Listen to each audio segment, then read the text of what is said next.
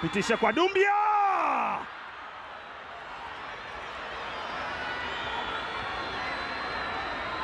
off target ya mbali kabisa, iliwekwa pasi kisha kafungua njia, mpira ukapita katikati ya miguu ya Selemani Abdallah. Tazama kibao kile, tazama namna Profesa Pacome Zouzoua anafanya, labda angekuwa na net. Oya. Yes. Hilo.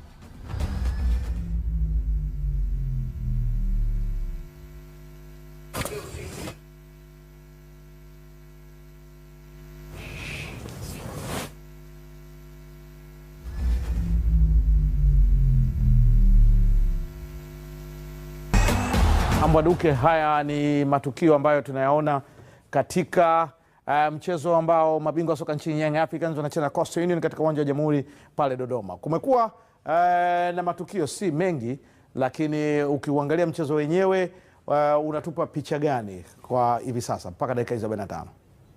Kwanza ni mchezo ambao Coastal wamekubali kwamba wanashindana na timu ambayo ni bingwa mtetezi. Kwa hiyo wana namba kubwa zaidi kwenye eneo lao la kujilinda na wanataka washambulie kwa kuwajibu, kitu ambacho kimewapa huo imara ambao unaonekana kwa dakika hizi 45. Japo kuna baadhi ya nafasi zimetengenezwa hazikuweza kubadilishwa kuwa magoli. Hii ni miongoni mwa mashambulizi ambayo Yanga wamefanya. Kumekuwa na mashambulizi lakini kumekuwa na nafasi chache. Bahati mbaya ni kwamba ikitokea shambulizi lolote watu wanahesabu kama nafasi. Haya ni baadhi ya mashambulizi ambayo Yanga wameyafanya.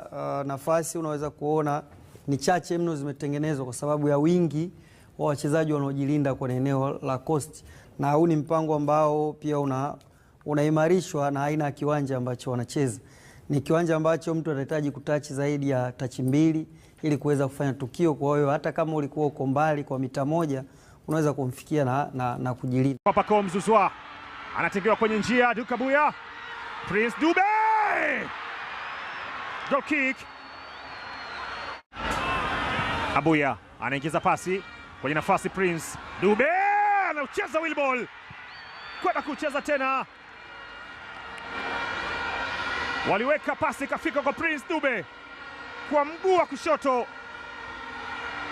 alijaribu mpira ambao Wilbord Maseke, mpira umekataa. Hawa wameanza kwenda fupi, Pacome Zouzoua ninginiza kona ndani na